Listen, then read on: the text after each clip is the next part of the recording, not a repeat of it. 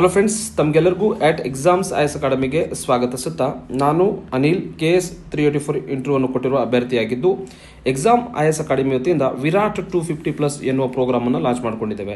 ಈ ಪ್ರೋಗ್ರಾಮ್ನಲ್ಲಿ ನಾವು ಏನು ಮಾಡ್ತೀವಿ ಅಂದರೆ ನಿಮಗೆ ಪ್ರಿಲಿಮ್ಸ್ ಟೆಸ್ಟ್ ಸೀರೀಸನ್ನು ಲಾಂಚ್ ಮಾಡ್ಕೊಂಡಿದ್ದೇವೆ.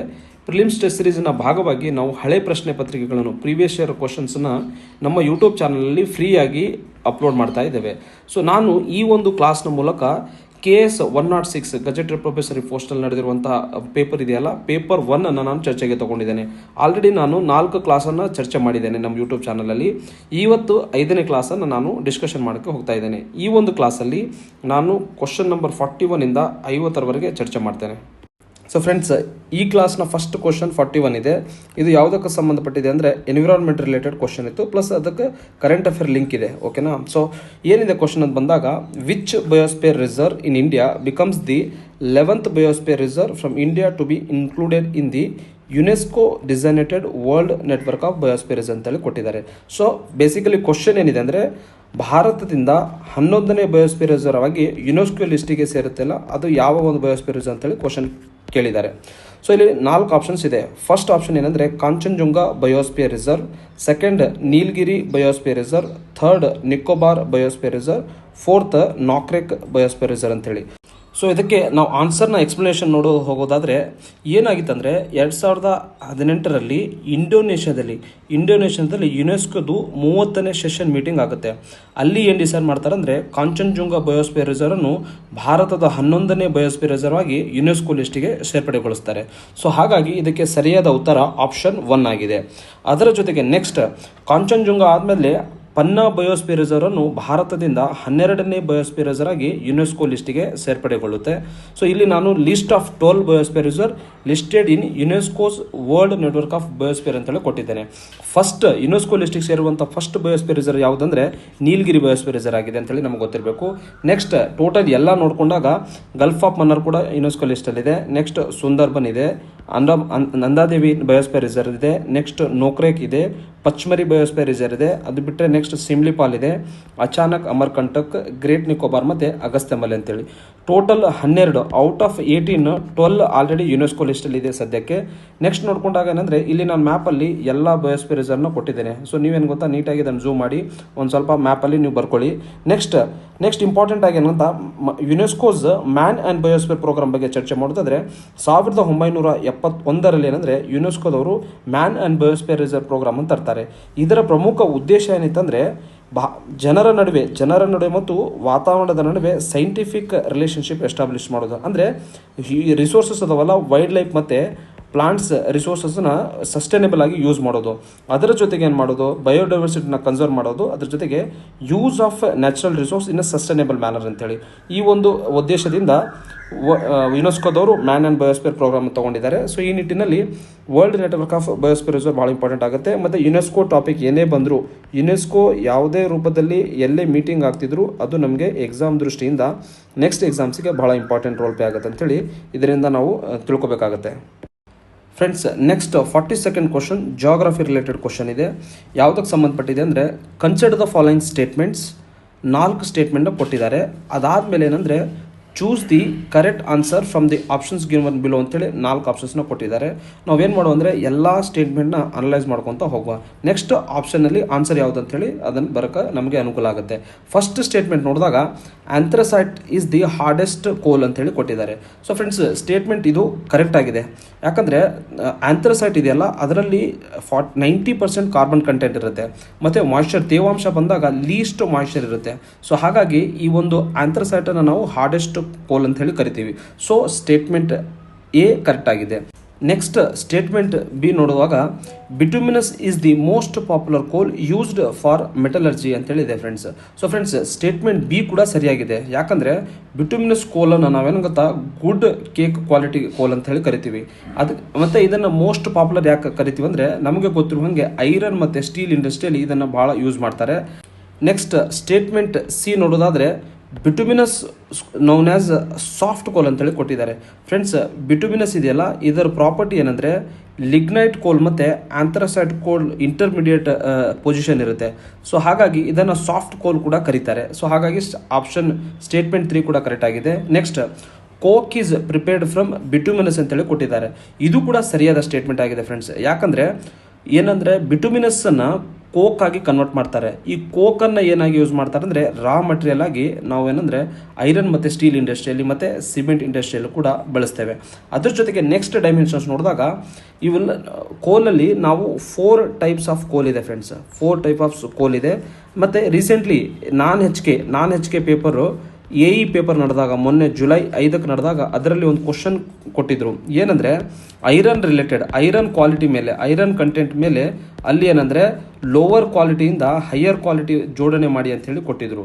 ಸೊ ಅದೇ ರೀತಿಯಲ್ಲಿ ನೆಕ್ಸ್ಟ್ ಬರುವಂಥ ಎಕ್ಸಾಮ್ಸಲ್ಲಿ ಕೋಲಲ್ಲಿ ಬಂದಾಗ ಕೋಲ್ ಕಂಟೆಂಟ್ ವೈಸ್ ಕೋಲ್ ಅಥವಾ ಕಾರ್ಬನ್ ಕಂಟೆಂಟ್ ನೋಡಿದಾಗ ಹೈಯೆಸ್ಟ್ ಕ್ವಾಲಿಟಿಯಿಂದ ಲೋವೆಸ್ಟ್ ಕಾರ್ಬನ್ ಕಂಟೆಂಟಲ್ಲಿ ಇರುವಂಥ ಅಂಶಗಳನ್ನು ಜೋಡಿಸಿ ಅಂತೇಳಿ ಕೊಟ್ಟಾಗ ಹೈಯೆಸ್ಟ್ ಕಾರ್ಬನ್ ಕಂಟೆಂಟ್ ಇರೋದು ಆಂಥ್ರಸೈಟಲ್ಲಿರುತ್ತೆ.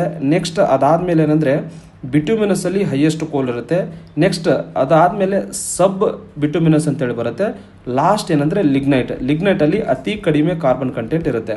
ಮತ್ತು ಕೋಲ್ ಕ್ವಾಲಿಟಿಯನ್ನು ನಾವು ನೋಡೋದಾದರೆ ಎದರಲ್ಲಿ ಮೆಜರ್ಸ್ ಮಾಡ್ತೀವಿ ಅಂದರೆ ಗ್ರಾಸ್ ಕ್ಯಾಲೋರಿಕ್ ವ್ಯಾಲ್ಯೂ ಅಲ್ಲಿ ಯೂಸ್ ಮಾಡ್ತೇವೆ. ಈ ಗ್ರಾಸ್ ಕ್ಯಾಲೋರಿಕ್ ವ್ಯಾಲ್ಯೂ ಏನಂದರೆ ಜಾಸ್ತಿ ಕಾರ್ಬನ್ ಇತ್ತು ಅಂತ ತಿಳ್ಕೊ, ಅದನ್ನು ಬೆಟರ್ ಕ್ವಾಲಿಟಿ ಕೋಲ್ ಅಂತೇಳಿ ಕರಿತೀವಿ.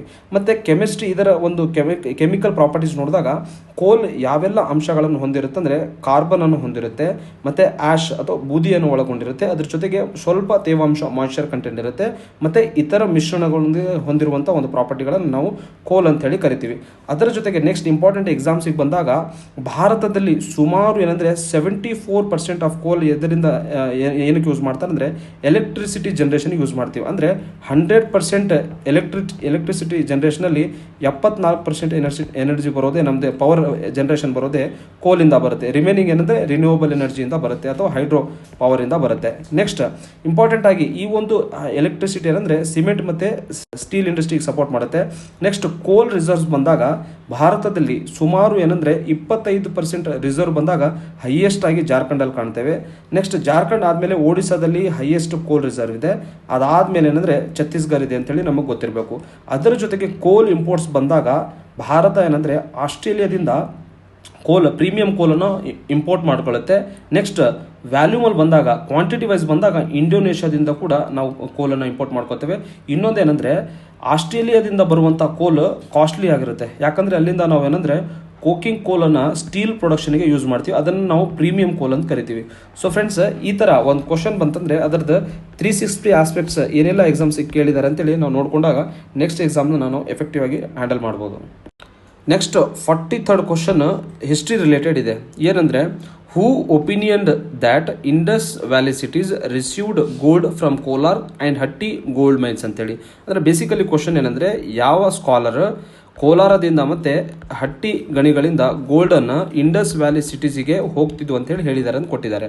ಸೊ 4 ಆಪ್ಷನ್ಸ್ನ ಕೊಟ್ಟಿದ್ದಾರೆ. ಫಸ್ಟ್ ಆಪ್ಷನಲ್ಲಿ SR Rao, second A Sundara ಅಂತೇಳಿ, next third option DD Kosambi, fourth BR Gopal ಅಂತೇಳಿ. ಸೊ ಫ್ರೆಂಡ್ಸ್, ಇದಕ್ಕೆ ಸರಿಯಾದ ಉತ್ತರ ಆಪ್ಷನ್ 1 ಆಗಿದೆ. SR ರಾವ್ ಅವ್ರೇನಂದರೆ ಒಬ್ಬ ಫೇಮಸ್ ಆರ್ಕಿಯಾಲಜಿಸ್ಟ್ ಇರ್ತಾರೆ. ಅವ್ರು ಏನು ಹೇಳ್ತಾರೆ ಅಂದರೆ ಇಂಡಸ್ ವ್ಯಾಲಿ ಸಿಟೀಸ್ ಅವರು ಕರ್ನಾಟಕದ ಕೋಲಾರ ಮತ್ತು ಹಟ್ಟಿ ಗೋಲ್ಡ್ ಮೈನ್ಗಳಿಂದ ಗೋಲ್ಡನ್ನು ಇಂಪೋರ್ಟ್ ಮಾಡ್ಕೋತಿದ್ರು ಅಂತೇಳಿ ಅವ್ರೇನಂದರೆ ತಮ್ಮ ಒಪಿನಿಯನ್ನ ಕೊಟ್ಟಿದ್ದಾರೆ. ಸೊ ಫ್ರೆಂಡ್ಸ್, ಅದರ ಜೊತೆಗೆ ನಮಗೆ ಎಕ್ಸಾಮ್ ದೃಷ್ಟಿಯಿಂದ ಇಂಪಾರ್ಟೆಂಟ್ ಫ್ಯಾಕ್ಟ್ಸ್ ನಾನಿಲ್ಲಿ ಇಂಡಸ್ ವ್ಯಾಲಿ ಸಿವಿಲೈಸೇಷನ್ ಬಗ್ಗೆ ಹಾಕೊಂಡಿದ್ದೇನೆ. ಸೊ ನಿಮಗೆಲ್ಲ ಗೊತ್ತಿರುವ ಹಾಗೆ ಇದರದ್ದು ಇಂಡಸ್ ವ್ಯಾಲಿ ಟೈಮ್ ಪೀರಿಯಡ್ ಬಂದಾಗ ಕ್ರಿಸ್ತಪೂರ್ವ 2600ರಿಂದ 900ವರೆಗೆ ಇವರ ಒಂದು ಕಾಲಾವಧಿ ಇದೆ. ಮತ್ತು ಫಸ್ಟ್ ಡಿಸ್ಕವರ್ಡ್ ಸೈಟ್ ಬಂದಾಗ ಹರಪ್ಪ, ಇದೇನು ಪಂಜಾಬಲ್ಲಿ ಇದೆಯಲ್ಲ, ಈಗ ಪಾಕಿಸ್ತಾನದಲ್ಲಿರುವಂಥ ಪಂಜಾಬಲ್ಲಿದೆ. ಇದನ್ನು 1921ರಲ್ಲಿ ದಯಾರಾಮ್ ಸಾಹನಿ ಅವರು ಇದನ್ನು ಡಿಸ್ಕವರಿ ಮಾಡ್ತಾರೆ. Next Indus valley civilisation largest site ಬಂದಾಗ ರಾಖಿಗರ್ ಎಂಬುದು ಲಾರ್ಜೆಸ್ಟ್ ಸೈಟ್ ಆಗಿದೆ, ಅದು ಹರಿಯಾಣದಲ್ಲಿದೆ. ನೆಕ್ಸ್ಟ್ ಬಂದಾಗ ಲಾರ್ಜೆಸ್ಟ್ ಪೋರ್ಟ್ ಬಂದಾಗ ಗುಜರಾತಿನ ಲೋತಾಲ್ ಪೋಸ್ಟ್ ಇದೆಯಲ್ಲ, ಅದನ್ನು ಲಾರ್ಜೆಸ್ಟ್ ಡಾಕ್ ಯಾರ್ಡ್ ಅಂತ ಹೇಳಿ ನಾವು ಕರಿತೀವಿ. ನೆಕ್ಸ್ಟ್ ನೋ ಹಾರ್ಸ್ ಎವಿಡೆನ್ಸ್, ಇನ್ನೊಂದು ನಮಗೆ ಗೊತ್ತಿರುವಂಥ ಮಾಹಿತಿ ಏನಂದರೆ ಹರಪ್ಪ ಸಿವಿಲೈಸೇಷನಲ್ಲಿ ನಮಗೆ ಎಲ್ಲಿಯೂ ಕೂಡ ಕುದುರೆಗಳಿರುವ ಎವಿಡೆನ್ಸ್ಗಳು ಸಿಕ್ಕಿಲ್ಲ. ನೆಕ್ಸ್ಟ್ ಇಂಪಾರ್ಟೆಂಟ್ ಇವರ ಸ್ಕ್ರಿಪ್ಟ್ಗಳು ನೋಡಿದಾಗ ಅನ್ಡಿಸೈಬಲ್ಡ್ ಅಂತೇಳಿ ಕರಿತೀವಿ, ಅಂದರೆ ಇನ್ನೂ ಅದನ್ನು ಓದಲಿಕ್ಕೆ ಆಗಿಲ್ಲ. ನೆಕ್ಸ್ಟ್ ಇದರ ಸ್ಕ್ರಿಪ್ಟ್ ಏನಂದರೆ ರೈಟ್ ಸೈಡಿಂದ ಲೆಫ್ಟ್ ಸೈಡ್ವರೆಗೂ ಬರಿತಿದ್ರು ಅಂತೇಳಿ, ಅಂದರೆ ನಾವು ಈಗ ಬರೆಯುವಂಥ ಶೈಲಿಗೆ ವಿರುದ್ಧವಾಗಿರುವಂಥ ಶೈಲಿ ಇತ್ತು ಅವ್ರದ್ದು. ನೆಕ್ಸ್ಟ್ ಯಾವೆಲ್ಲ ಮೆಟಲ್ಸ್ಗಳನ್ನು ಅವರು ಯೂಸ್ ಮಾಡಿದ್ದಾರೆ ಅಂತ ಬಂದಾಗ ಕಾಪರ್ನ ಯೂಸ್ ಮಾಡಿದ್ದು ನಮಗೆ ಎವಿಡೆನ್ಸ್ ಸಿಕ್ಕಿದ್ದಾವೆ, ಬ್ರಾಂಜ್ ಯೂಸ್ ಮಾಡಿದ್ದಾರೆ, ಗೋಲ್ಡ್ ಯೂಸ್ ಮಾಡಿದ್ದಾರೆ, ಸಿಲ್ವರ್ ಯೂಸ್ ಮಾಡಿದ್ದಾರೆ ಮತ್ತು ಲೆಡ್ ಯೂಸ್ ಮಾಡಿದ್ದಾರೆ. ಆದರೆ ಇನ್ನೊಂದೇನೆಂದರೆ ಇವರಿಗೆ ಐರನ್ ಬಗ್ಗೆ ಅರಿವಿಲ್ಲ ಅಂಥೇಳಿ ನಮಗೆ ಗೊತ್ತಿರಬೇಕು. ನೆಕ್ಸ್ಟ್ ಬಂದಾಗ ಗ್ರೇಟ್ ಬಾತ್ ಎಂಬುದು ಬಹಳ ಫೇಮಸ್ ಇದೆ. ಏನಂದರೆ ಮಹೇಂಜೋದಾರದಲ್ಲಿ ಏನಂದರೆ ಗ್ರೇಟ್ ಬಾತ್ ಅನ್ನೋ ಒಂದು ವ್ಯವಸ್ಥೆ ಇತ್ತು. ಇದನ್ನೇನೆಂದರೆ ರಿಚುವಲ್ ಬಾತಿಂಗ್ ಸ್ಟ್ರಕ್ಚರ್ ಆಗಿ ಅದು ಆ ಕಾಲದಲ್ಲಿ ವರ್ಕ್ ಆಗ್ತಿತ್ತು ಅಂತೇಳಿ, ಪವಿತ್ರ ಸ್ಥಾನ ಅಂತೇಳಿ ಇದನ್ನು ಗುರುತಿಸಲಾಗಿತ್ತು. ನೆಕ್ಸ್ಟ್ ಗ್ರ್ಯಾನರೀಸ್ ಬಂದಾಗ ಎಲ್ಲಿ ಸಿಕ್ಕಿದೆ ಅಂದರೆ ಲಾರ್ಜ್ ಗ್ರ್ಯಾನರೀಸ್ ಎಲ್ಲಿ ಹರಪ್ಪದಲ್ಲಿ ಸಿಕ್ಕಿದೆ, ಮಹೇಂಜೋದಾರದಲ್ಲಿ ಮತ್ತು ರಾಕಿಘರಲ್ಲಿ ಸಿಕ್ಕಿದೆ. ಮತ್ತು ಅಗ್ರಿಕಲ್ಚರ್ ಡೆವಲಪ್ಮೆಂಟ್ ಆ ಸಂದರ್ಭದಲ್ಲಿ ನೋಡಿದಾಗ ಹರಪ್ಪದವರು ಜಗತ್ತಿನಲ್ಲಿ first person to cultivate cotton, ಅಂದರೆ ಕಾಟನ್ ಅವರು ಮೊಟ್ಟ ಮೊದಲು ಅವರು ಬೆಳೀತಿದ್ರು ಅಂಥೇಳಿ ಗ್ರೀಕ್ ರೈಟರ್ಸ್ ಹೇಳಿದ್ದಾರೆ. ಮತ್ತು ಗ್ರೀಕ್ ರೈಟರ್ಸ್ ಈ ಒಂದು ಭಾರತವನ್ನು ಲ್ಯಾಂಡ್ ಆಫ್ ಕಾಟನ್ ಹೇಳಲಿಕ್ಕೆ ಕೂಡ ಇದೇ ಕಾರಣಭೂತವಾಗಿದೆ. ಸೊ ಹಾಗಾಗಿ ಇವೆಲ್ಲ ಅಂಶಗಳನ್ನು ನಾನು ಸೇರಿಸ್ಕೊಂಡಿದ್ದೇನೆ. ಮತ್ತು ಇನ್ನೊಂದೇನೆಂದರೆ Indus valley civilisation it is an high yielding area of every examination authority. UPSCಯಲ್ಲೂ ಪ್ರತಿ ಸಲ ಒಂದು ರೀತಿಯಿಂದ ಎಕ್ಸಾಮ್ಸಲ್ಲಿ ಕ್ವಶನ್ಸ್ ಕೇಳ್ತಾರೆ. ನೆಕ್ಸ್ಟ್ KEಯಲ್ಲೂ ಕೇಳ್ತಾರೆ ಮತ್ತು KPSCಯಲ್ಲೂ ಕೇಳ್ತಾರೆ. ಸೊ ಇಂಡಸ್ ವ್ಯಾಲಿ ಸಿವಿಲೈಸೇಷನ್ ಇದನ್ನು ಪ್ರಯಾರಿಟಿ ಕೊಟ್ಟು ಓದ್ಕೋಬೇಕು. ನೆಕ್ಸ್ಟ್ 44th ಕ್ವಶನ್, ಇದು ಪೊಲಿಟಿ ರಿಲೇಟೆಡ್ ಆಗಿರುವಂಥ ಕ್ವಶನ್ ಇದೆ. ಏನಿದೆ ಅಂತ ನೋಡಿಕೊಂಡಾಗ which one of the following is described as the novel feature in the Indian constitution ಅಂತೇಳಿ ಕೊಟ್ಟಿದ್ದಾರೆ. ಸೊ 4 ಆಪ್ಷನ್ಸ್ ನೋಡಿಕೊಂಡಾಗ ಫಸ್ಟ್ ಆಪ್ಷನ್ ಫಂಡಮೆಂಟಲ್ ರೈಟ್ಸ್ ಇದೆ, second directive principle of state policy, third fundamental duties, fourth right to constitutional remedies ಅಂತೇಳಿ. So ತಮಗೆಲ್ಲ ಗೊತ್ತಿರುವ ಹಾಗೆ novel features ಬಂದಾಗ ನಾವೇನಂದರೆ directive principle ರಾಜ್ಯ ನಿರ್ದೇಶನ ತತ್ವಗಳಿದಾವಲ್ಲ ಅದನ್ನು ನಾವು ನೋವಲ್ ಫೀಚರ್ಸ್ ಅಂತೇಳಿ ಕರಿತೀವಿ. ನೆಕ್ಸ್ಟ್ ರಾಜ್ಯ ನಿರ್ದೇಶನ ತತ್ವಗಳ ಬಗ್ಗೆ ನೋಡಿಕೊಂಡಾಗ ಫ್ರೆಂಡ್ಸ್ ಪಾರ್ಟ್ 4 ಇದೆಯಲ್ಲ ಅದು directive principle of state policy ಬಗ್ಗೆ ಮಾತಾಡುತ್ತೆ. ಆರ್ಟಿಕಲ್ಸ್ 36ರಿಂದ 51ರವರೆಗೆ ನಾವೇನಂದರೆ ಫಂಡಮೆಂಟಲ್ ಇದು directive principle of state policy ಬಗ್ಗೆ ಇದೆ. ನೆಕ್ಸ್ಟ್ ಅವುಗಳನ್ನು ನೋವಲ್ ಫೀಚರ್ಸ್ ಅಂತೇಳಿ ಕರಿತವೆ, ತಮಗೆಲ್ಲ ಗೊತ್ತಿದೆ. ಯಾಕೆ ಕರೀತಾರೆ ಅಂದರೆ ಅದರಲ್ಲಿ ಒಂದು ಐಡಿಯಲ್ಸ್ ಆಫ್ ಸೋಷೋ ಎಕನಾಮಿಕ್ ಮತ್ತು ಪೊಲಿಟಿಕಲ್ ಜಸ್ಟಿಸ್ ಇದೆ. ಅಂದರೆ ಸೋಷಿಯಲ್ ಜಸ್ಟಿಸ್, ಎಕನಾಮಿಕ್ ಜಸ್ಟಿಸ್ ಮತ್ತು ಪೊಲಿಟಿಕಲ್ ಜಸ್ಟಿಸ್ ಎಸ್ಟಾಬ್ಲಿಷ್ ಮಾಡುವ ಒಂದು ಉದ್ದೇಶವನ್ನು ಹೊಂದಿರೋದ್ರಿಂದ ಇವುಗಳನ್ನು ನಾವು ನೋವಲ್ ಫೀಚರ್ಸ್ ಅಂತೇಳಿ ಕರಿತೀವಿ. ಅದರ ಜೊತೆಗೆ ಇವುಗಳನ್ನು ನಾನ್ ಜಸ್ಟಿಸಿಯಬಲ್ ಅಂತೇಳಿ ಕರಿತೀವಿ. ಯಾಕಂದರೆ ಇವುಗಳ ವೈಲೇಷನ್ ಆಯ್ತಂದರೆ ಕೋರ್ಟಿಗೆ ಹೋಗಿ ನಮ್ಮ ಹಕ್ಕು ಉಲ್ಲಂಘನೆ ಆಗಿದೆ ಅಂತೇಳಿ ಹೈಕೋರ್ಟಿಗೂ ಹೋಗಂಗಿಲ್ಲ, ಸುಪ್ರೀಂ ಕೋರ್ಟಿಗೂ ಹೋಗಂಗಿಲ್ಲ. ಸೊ ಹಾಗಾಗಿ ಇವುಗಳನ್ನು ನಾನ್ ಜಸ್ಟಿಸೇಬಲ್ ಅಂತ ಕರಿತೀವಿ. ಮತ್ತು ಇವುಗಳನ್ನು fundamental in the governance of the country ಅಂತೇಳಿ ಕರಿತೀವಿ. ಅಂದರೆ ಆರ್ಟಿಕಲ್ 37 ಹೇಳಿದ್ದಾರೆ ಇವರು ಗವರ್ನೆನ್ಸಿಗೆ ಫಂಡಮೆಂಟಲ್ ಇದಾವೆ ಅಂತೇಳಿ ಕೇಳ್ತಿದ್ದೇವೆ. ಯಾಕಂದರೆ ಫ್ರೆಂಡ್ಸ್ ಸರ್ಕಾರ ನೀತಿ ರಚನೆ ಮಾಡುವಾಗ, ಪಾಲಿಸಿ ರಚನೆ ಮಾಡುವಾಗ ಈ ಅಂಶಗಳನ್ನು ತಮ್ಮ ಗಮನದಲ್ಲಿ ಇಟ್ಕೋಬೇಕಂತೇಳಿ ಸಂವಿಧಾನದಲ್ಲೇ ಬರೆಯಲಾಗಿದೆ. ಸೊ ಹಾಗಾಗಿ ಇವು ಯಾವ ಥರ ವರ್ಕ್ ಆಗ್ತಾವೆ ಅಂದರೆ ಸರ್ಕಾರಕ್ಕೆ they act as a guidelines for state while making laws and policies ಅಂತೇಳಿ ಕರಿತೀವಿ. ನೆಕ್ಸ್ಟ್ ಈ concept directive principle of state policy DPSPನ ನಾವು ಐರ್ಲ್ಯಾಂಡಿಂದ ಇನ್ಸ್ಪೈರ್ ಆಗಿ ಫಾಲೋ ಮಾಡ್ತಾ ಇದ್ದೇವೆ. ನೆಕ್ಸ್ಟ್ ಇಂಪಾರ್ಟೆಂಟ್ ಅದರ್ ಆಪ್ಷನ್ಸ್ ನೋಡ್ಕೊಂಡಾಗ ಫ್ರೆಂಡ್ಸ್ ಫಂಡಮೆಂಟಲ್ ರೈಟ್ಸ್ ಅನ್ನು ಕೊಟ್ಟಿದ್ದಾರೆ. ಫಂಡಮೆಂಟಲ್ಸ್ ರೈಟ್ ಪಾರ್ಟ್ 3 ಅಂತೇಳಿ ತಮಗೆಲ್ಲ ಗೊತ್ತು. ಪಾರ್ಟ್ 3 ಇದೆ ಆರ್ಟಿಕಲ್ 12 ಏನಂದರೆ ಆರ್ಟಿಕಲ್ 35ವರೆಗೆ. ನೆಕ್ಸ್ಟ್ ಇವೆಲ್ಲವನ್ನು ಈಗ ಚರ್ಚೆ ಮಾಡಲಿಕ್ಕಾಗಲ್ಲ, ಬಟ್ ನೀವು ಇದು ಪ್ರಯಾರಿಟಿ ಏರಿಯಾ ಮತ್ತು ಹೈ ಈಲ್ಡಿಂಗ್ ಏರಿಯಾ ಇದರಲ್ಲಿ ಕ್ವಶನ್ಸ್ ಕೇಳ್ತಾರೆ. ಸೊ ನೀವು ಫಂಡಮೆಂಟಲ್ ರೈಟ್ಸ್ ಬಗ್ಗೆ ಕಂಪ್ಲೀಟ್ 100% ಥರವಾಗಿ ಹೋಗಬೇಕು. ಮತ್ತು ಬಾರೋಡ್ ಫೀಚರ್ಸ್ ಬಂದಾಗ ಫಂಡಮೆಂಟಲ್ ರೈಟ್ಸ್ ನಾವು ಅಮೆರಿಕಾದಿಂದ ಬಾರೋಡ್ ಆಗಿದ್ದೇವೆ. ನೆಕ್ಸ್ಟ್ ಜಸ್ಟಿಸಿಯಬಲ್ ಬಂದಾಗ ಇವುಗಳನ್ನು ಜಸ್ಟಿಸಿಯಬಲ್ ಅಂತ ಕರಿತೀವಿ. ಯಾಕಂದರೆ ಆರ್ಟಿಕಲ್ 226 ಅಂಡರ್ ಆರ್ಟಿಕಲ್ 226 ಮತ್ತು 32 ಅಂಡರಲ್ಲಿ ಏನೇ ಫಂಡಮೆಂಟಲ್ ರೈಟ್ಸ್ ವೈಲೇಷನ್ ಆಯ್ತು ಅಂದರೆ ಹೈಕೋರ್ಟಿಗೆ ಮತ್ತು ಸುಪ್ರೀಂ ಕೋರ್ಟಿಗೆ ಹೋಗ್ಬೋದು. ಹಾಗಾಗಿ ಇವುಗಳನ್ನು ಜಸ್ಟಿಸಿಯಬಲ್ ಅಂತ ಕರಿತೀವಿ. ಮತ್ತು ಫಂಡಮೆಂಟಲ್ ಡ್ಯೂಟೀಸ್ ಬಂದಾಗ ಏನಂದರೆ ಇದನ್ನು 42ನೇ ಸಂವಿಧಾನಿಕ ತಿದ್ದುಪಡಿ ಮೂಲಕ 1976 ಇದನ್ನು ನಾವು ಸಂವಿಧಾನಕ್ಕೆ ಸೇರ್ಪಡ್ತೇವೆ. ಯಾವುದರ ಮಾದರಿ ಅಂದರೆ ರಷ್ಯಾದ USSR ನಾವು ಇನ್ಸ್ಪೈರ್ ಆಗಿ ತಗೋತೇವೆ. ನೆಕ್ಸ್ಟ್ ನೋಡ್ಕೊಂಡಾಗ ರೈಟ್ ಟು ಕಾನ್ಸ್ಟಿಟ್ಯೂಷನಲ್ ರೆಮಿಡೀಸನ್ನು ಅಂಬೇಡ್ಕರ್ ಅವರು ಏನಂತ ಕರೀತಾರೆ ಅಂದರೆ heart and soul of the constitution ಅಂತ ಕರೀತಾರೆ. ಸೊ ಫ್ರೆಂಡ್ಸ್ ನಂದು ಪೊಲಿಟಿಕಲ್ ಸೈನ್ಸ್ ಬ್ಯಾಕ್ಗ್ರೌಂಡ್ ಇರೋದ್ರಿಂದ ನನಗೆ KS 384 ಇಂಟರ್ವಲ್ಲಿ ಯಾರು ರೈಟ್ ಟು ಕಾನ್ಸ್ಟಿಟ್ಯೂಷನಲ್ ರೆಮಿಡಿನ ಹಾರ್ಟ್ ಆ್ಯಂಡ್ ಸೋಲ್ ಅಂತ ಕರೀತಾರೆ ಅಂತೇಳಿ ಕ್ವಶನ್ಸ್ ಕೇಳಿದರು. ಸೊ ಹಾಗಾಗಿ ರೈಟ್ ಟು ಕಾನ್ಸ್ಟಿಟ್ಯೂಷನಲ್ ರೆಮಿಡೀಸ್ ಅನ್ನೋದು ಹಾರ್ಟ್ ಆ್ಯಂಡ್ ಸೋಲ್ ಆಗಿದೆ.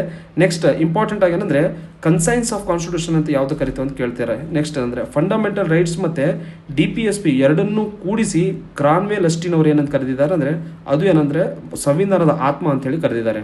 ಸೊ ಒಟ್ಟಾರೆಯಾಗಿ ಫಂಡಮೆಂಟಲ್ ರೈಟ್ಸ್ ಆಗಿರ್ಬೋದು, next directive principle of state policy ಆಗಿರ್ಬೋದು, ಫಂಡಮೆಂಟಲ್ ಡ್ಯೂಟೀಸ್, ಇವು 3 ಕಾನ್ಸೆಪ್ಟು ಕೂಡ ಥರೋ ಆಗಿರಬೇಕು.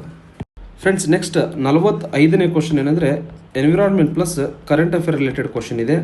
Consider the following statement based on the UN report published on May 7th 2019 ಅಂತೇಳಿ 3 ಸ್ಟೇಟ್ಮೆಂಟ್ನ ABC ರೂಪದಲ್ಲಿ ಕೊಟ್ಟಿದ್ದಾರೆ. ನೆಕ್ಸ್ಟ್ ಏನು ಕ್ವಶನ್ ಇದೆ ಅಂದರೆ choose the correct answer from the option given below ಅಂತೇಳಿ 4 ಆಪ್ಷನ್ಸ್ನ ಕೊಟ್ಟಿದ್ದಾರೆ.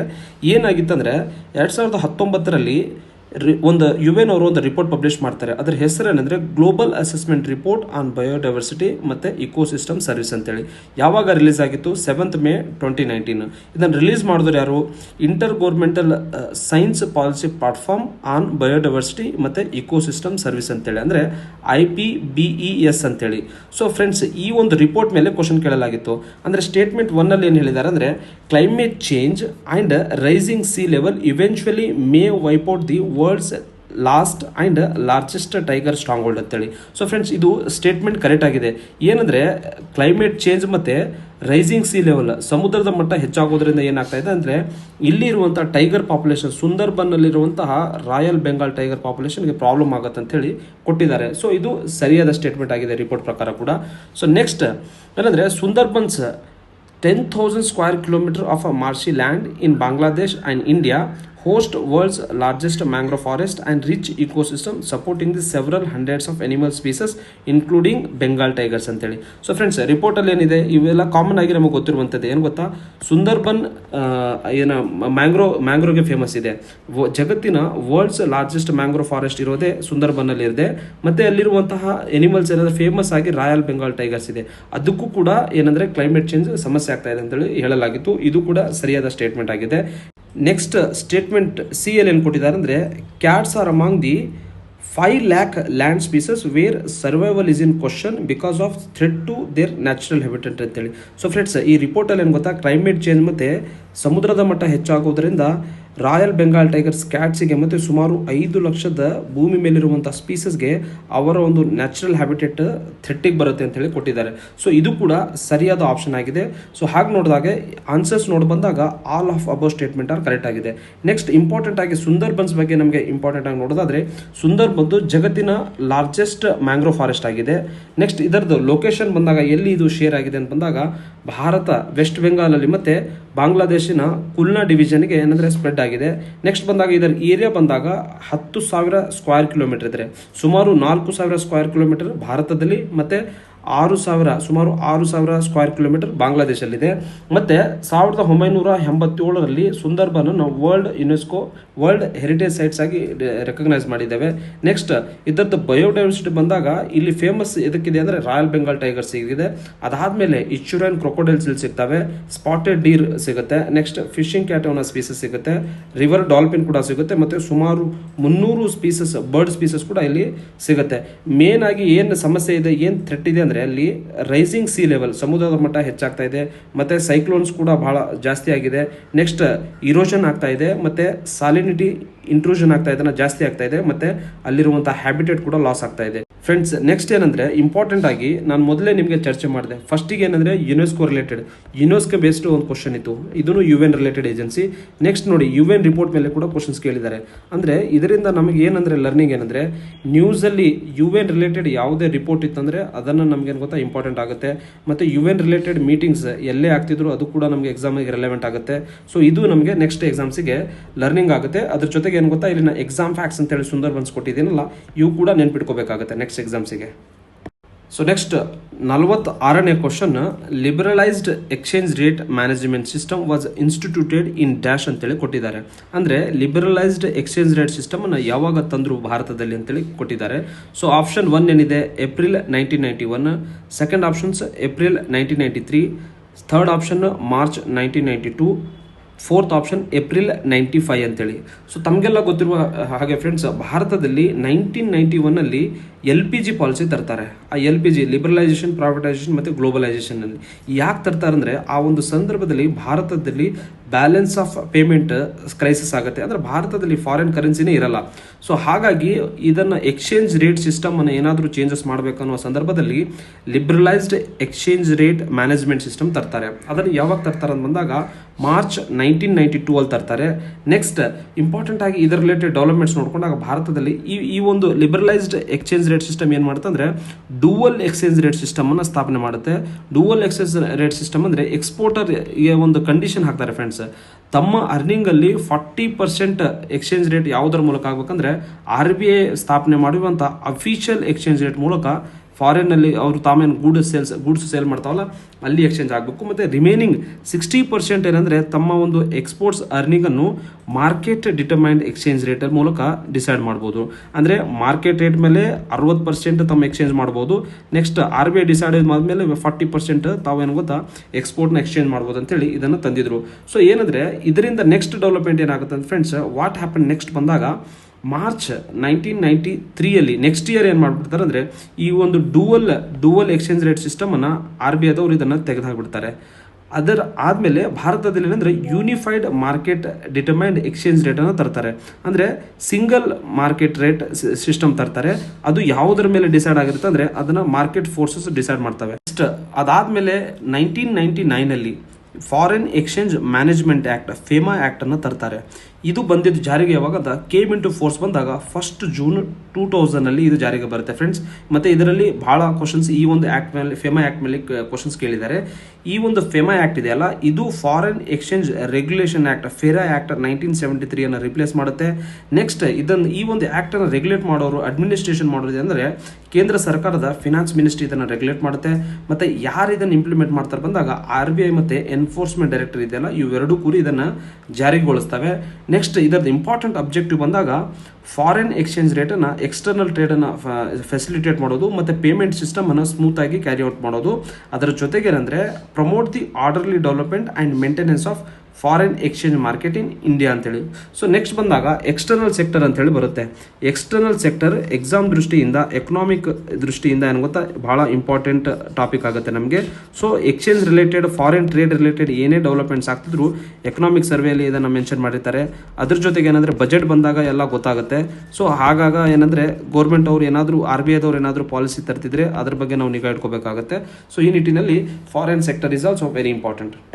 ಸೊ ಫ್ರೆಂಡ್ಸ್ ನೆಕ್ಸ್ಟ್ 47ನೇ ಕ್ವಶನ್, ಇದು ಕೂಡ ಕರೆಂಟ್ ಅಫೇರಲ್ಲಿ ಬರುವಂತಹ ರಿಪೀಟೆಡ್ ಟಾಪಿಕ್ ಆಗಿತ್ತು ಆಗಿನ ಸಂದರ್ಭದಲ್ಲಿ.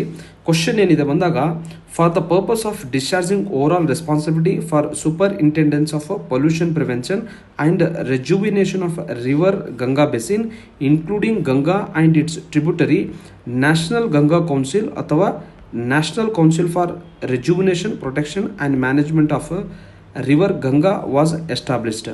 ಸೊ ಬೇಸಿಕಲಿ ಏನಾಗಿದೆ ಅಂದರೆ ನ್ಯಾಷನಲ್ ಗಂಗಾ ಕೌನ್ಸಿಲ್ನ ಸ್ಥಾಪನೆ ಮಾಡ್ತಾರೆ. ಈ ನ್ಯಾಷನಲ್ ಗಂಗಾ ಕೌನ್ಸಿಲ್ ಬಗ್ಗೆ 3 ಸ್ಟೇಟ್ಮೆಂಟ್ ABC ರೂಪದಲ್ಲಿ ಕೊಟ್ಟಿದ್ದಾರೆ. ಇದರಲ್ಲಿ ಕ್ವಶನ್ ಏನಿದೆ ಅಂದರೆ choose the correct answer from the following questions ಅಂತೇಳಿ ಕೊಟ್ಟಿದ್ದಾರೆ.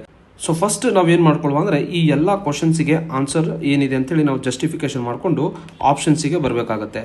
ಸೊ ಫಸ್ಟ್ ಕ್ವಶನ್ ಏನಿದೆ, in which year was the national Ganga council was formed ಅಂತೇಳಿ. ಸೊ ಫ್ರೆಂಡ್ಸ್ ಇದನ್ನು ನ್ಯಾಷನಲ್ ಗಂಗಾ ಕೌನ್ಸಿಲ್ ಅಂತೇಳಿ ಕರಿತೀವಲ್ಲ ಇದನ್ನು 2016 ಅಕ್ಟೋಬರ್ 7 ಏನಂದರೆ ಸ್ಥಾಪನೆ ಮಾಡ್ತಾರೆ. ಯಾವ ಒಂದು ಆ್ಯಕ್ಟಲ್ಲಿ ಬಂದಾಗ ಎನ್ವಿರಾನ್ಮೆಂಟ್ ಪ್ರೊಟೆಕ್ಷನ್ ಆಫ್ 1986 ಅಂತೇಳಿ.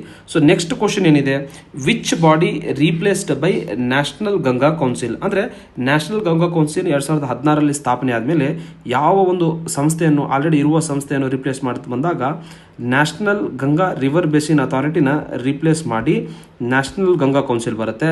ನೆಕ್ಸ್ಟ್ ಸ್ಟೇಟ್ಮೆಂಟ್ ಸಿ ನೋಡೋದಾದ್ರೆ who chairs the empowered task force on river Ganga ಅಂತೇಳಿ. So friends empowered task force on river Ganga ಬಂದಾಗ union minister for Jal Shakti ಇದೆಯಲ್ಲ ಅವ್ರೇನಂದ್ರೆ ಇದರದ ಚೇರ್ಪರ್ಸನ್ ಆಗಿ ಕಾರ್ಯನಿರ್ವಹಿಸ್ತಾರೆ. ಸೊ ಹಾಗಾದರೆ ಆಪ್ಷನ್ಸ್ಗಳನ್ನು ನೋಡಿದಾಗ 2016 ಎಲ್ಲಿದೆ ಅಂತೇಳಿ ನಾವು ನೋಡ್ಕೋಬೇಕಾಗುತ್ತೆ. ಫಸ್ಟ್ 2016 ಆಪ್ಷನ್ 3 ಯಲ್ಲಿದೆ.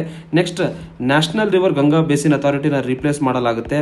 ನೆಕ್ಸ್ಟ್ ಅದ್ರದ್ದು ಮಿನಿಸ್ಟರ್ಸ್ ಬಂದಾಗ union minister for Jal Shakti ಅಂತೇಳಿ ಅಂದರೆ option 3 was the correct statement ಆಗುತ್ತೆ.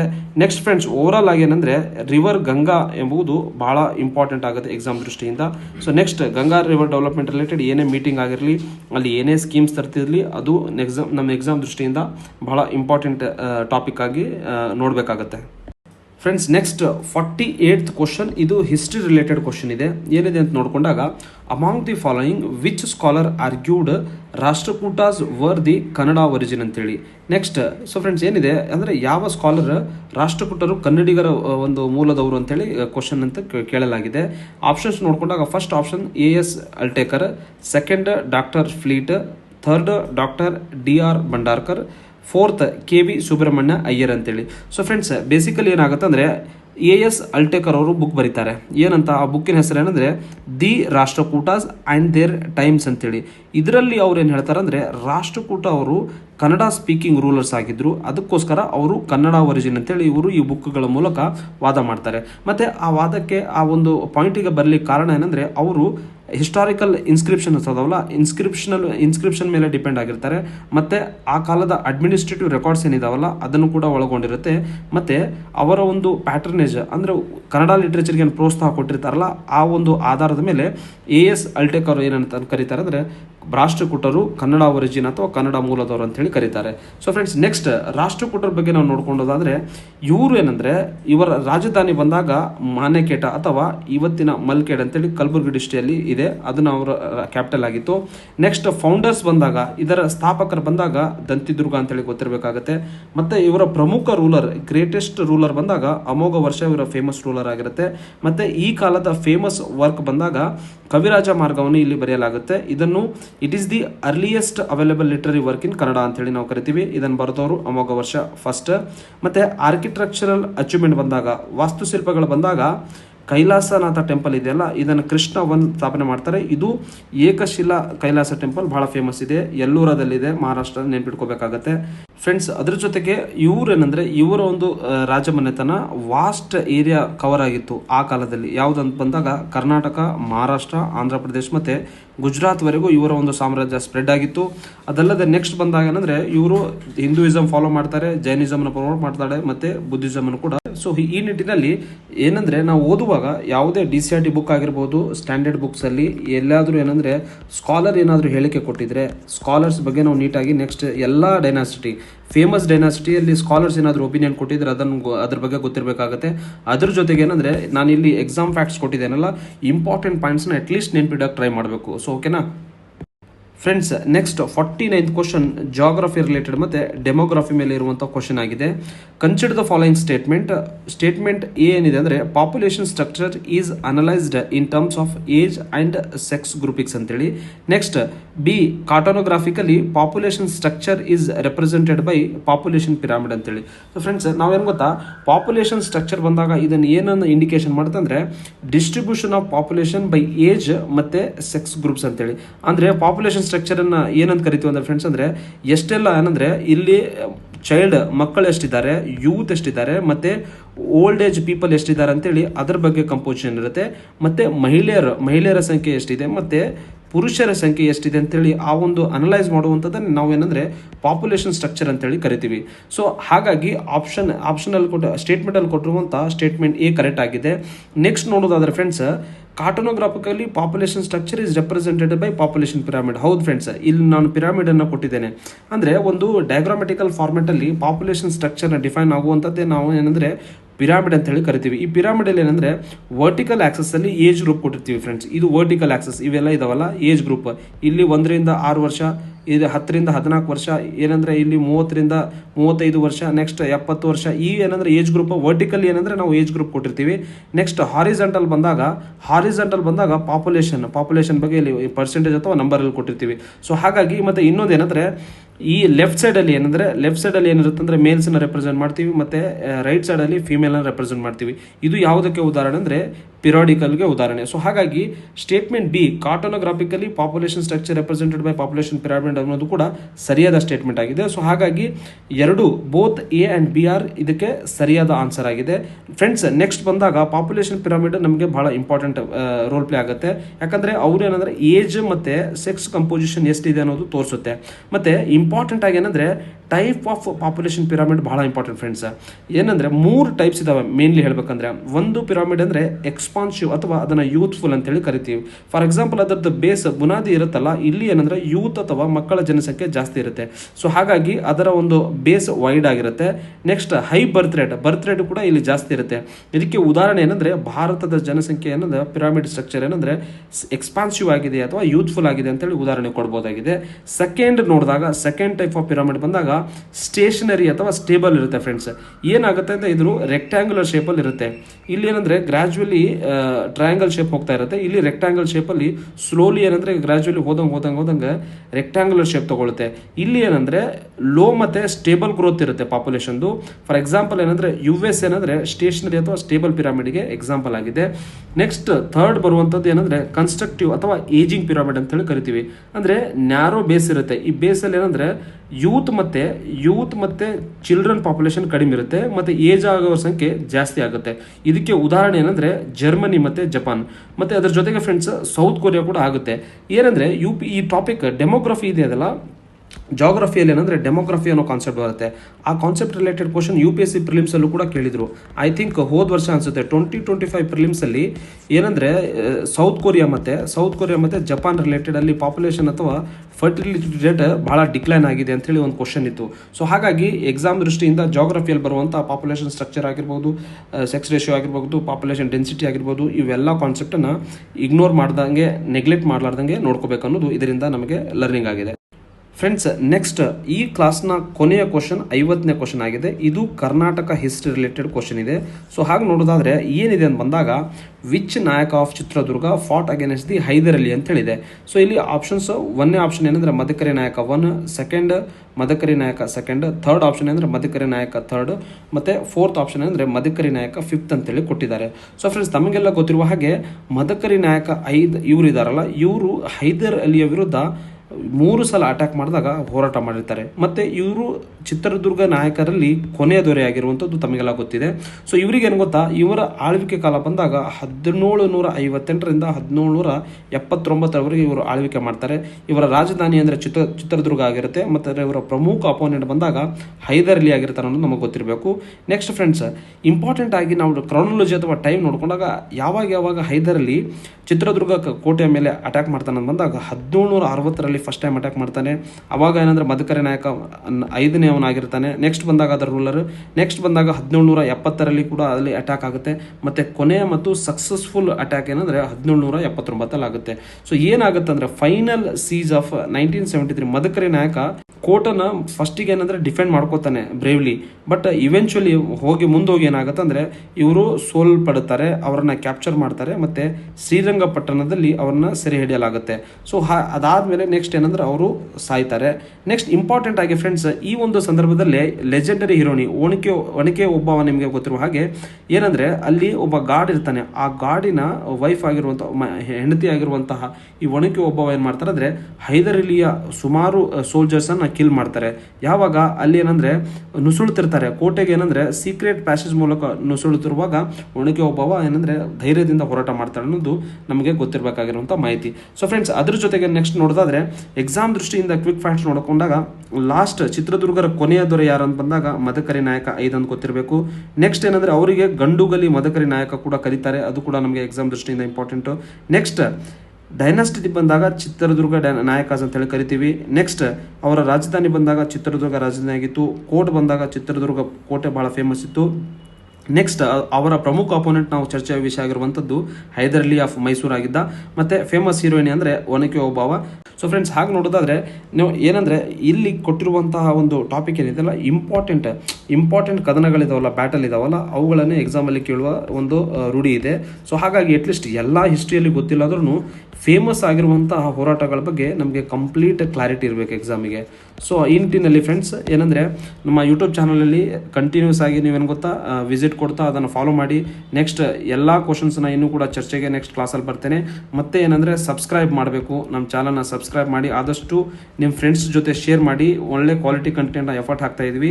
ಅದು ಏನಂದರೆ ಎಲ್ಲರಿಗೂ ಸ್ಪ್ರೆಡ್ ಆಗಲಿ, ಎಲ್ಲರೂ ಪಾಸ್ ಆಗಲಿ ಅಂತೇಳಿ ಹೇಳುತ್ತಾ thank you and keep watching our videos.